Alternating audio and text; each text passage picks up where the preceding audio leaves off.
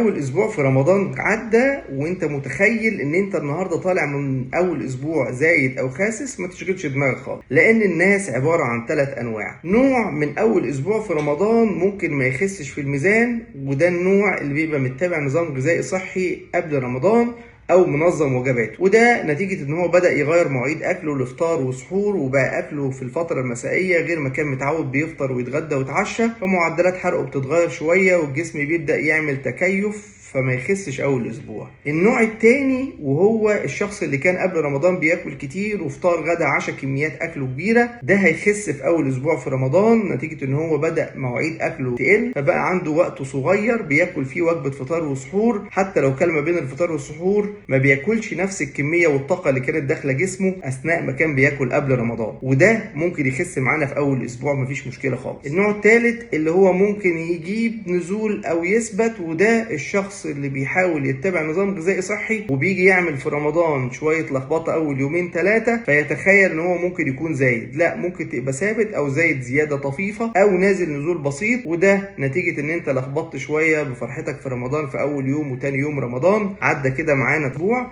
نحاول بقى نركز الفترة اللي جاية ان احنا نشتغل على الفترة اللي جاية من رمضان ان احنا ننزل في الميزان. يا ريت نشير الفيديو عشان غيرنا يستفيد، واشوفكم على خير في فيديو جديد، وكل سنة وانتم طيبين.